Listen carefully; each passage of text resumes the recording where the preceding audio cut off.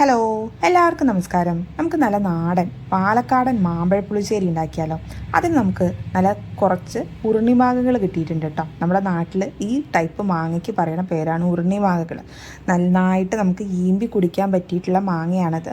അപ്പോൾ ഇത് നന്നായിട്ട് കഴുകി അതിൽ പുഴുവൊന്നും ഇല്ലല്ലോ നോക്കിയിട്ട് അതിൻ്റെ തോലൊക്കെ കളഞ്ഞിട്ട് എടുക്കണം. അങ്ങനെ എടുക്കുമ്പോൾ ഈ ഒരു രൂപത്തിൽ നമുക്ക് മാങ്ങ കിട്ടും. അപ്പോൾ നമ്മളിവിടെ നിന്ന് കുക്കറിലാണ് വെക്കാൻ പോകുന്നത്. കൽച്ചട്ടിയൊക്കെ ഉണ്ടെങ്കിൽ അതിലും സമയമൊക്കെ എടുത്ത് ചെയ്യുകയാണ്, കൽച്ചട്ടിയിലൊക്കെ ചെയ്യണമെങ്കിൽ അങ്ങനെയും ചെയ്യാം കേട്ടോ. നമ്മൾ കുക്കറിലാണെന്ന് ഉണ്ടാക്കണം.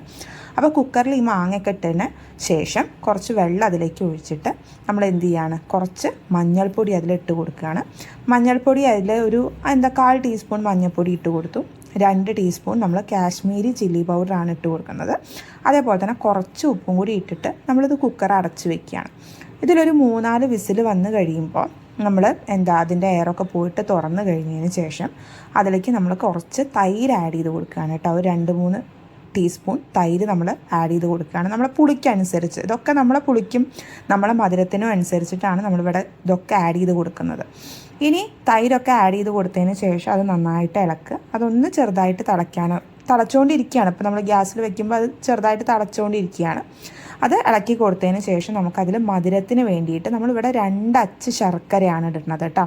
ഇനി ശർക്കര താല്പര്യമില്ല എന്നുള്ളവരാണെങ്കിൽ പഞ്ചസാര ഇടുന്നതിനും പ്രശ്നമൊന്നുമില്ല. അപ്പോൾ വേണമെങ്കിൽ പഞ്ചസാര ഇടാം. അതിന് ശേഷം നമുക്ക് നമ്മുടെ തേങ്ങയും അതിൽ കുറച്ച് കടുകും കൂടിയും ചേർത്തിട്ട് നമുക്ക് അരച്ചെടുക്കണം.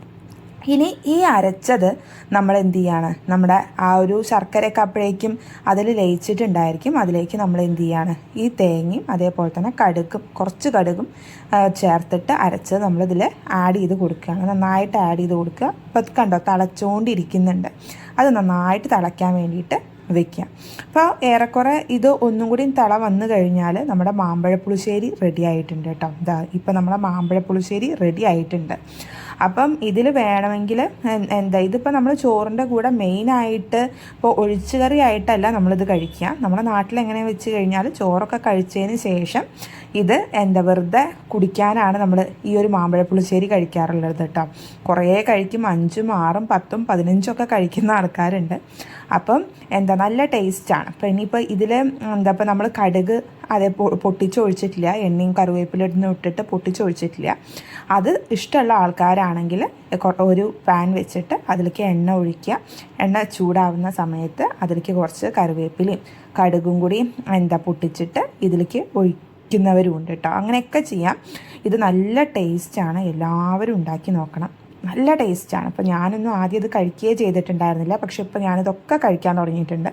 അപ്പോൾ എല്ലാവരും ഉണ്ടാക്കി നോക്കുക. നല്ല ടേസ്റ്റുള്ള നല്ല പാലക്കാടൻ മാമ്പഴ പുളിശ്ശേരിയാണ് കേട്ടോ.